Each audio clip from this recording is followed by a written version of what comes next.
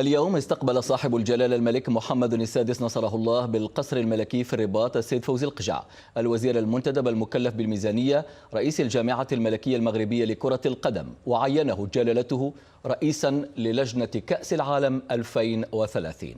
وذكر بلاغ للديوان الملكي أن هذا التعيين يأتي عقب تصويت مجلس الاتحاد الدولي لكرة القدم الذي اعتمد بالإجماع ملف المغرب، إسبانيا، البرتغال كترشيح وحيد لتنظيم كأس العالم 2030 لكرة القدم. وبهذه المناسبة أعرب جلالة الملك حفظه الله عن الأمل والإرادة في أن يكون تنظيم هذه التظاهرة العالمية مدفوعا بطموح قوي ينبني على مشروع قادر على ضمان النجاح الكبير لهذه الدورة.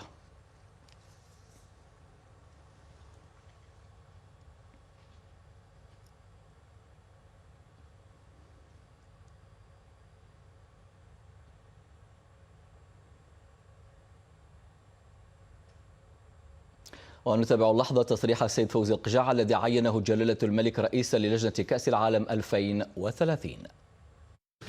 بالأمس عرف المغرب حدثا تاريخيا حين زف صاحب الجلالة الملك محمد السادس نصره الله خبر احتضان المغرب لكأس العالم 2030 إلى جوار إسبانيا والبرتغال، وهو خبر استقبله جميع المغاربة بفرح وسرور.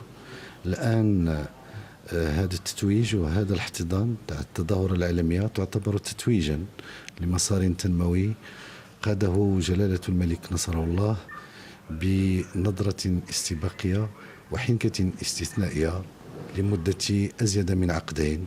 اليوم ستتضافر جهود جميع الفعاليات لإخراج أحسن نسخة لكأس العالم، خاصة وأنها تصادف الذكرى المئوية لإقامتها، وترجمت الإرادة الملكية لإقامة أفضل حدث تاريخي كروي منذ بدء هذه المنافسة.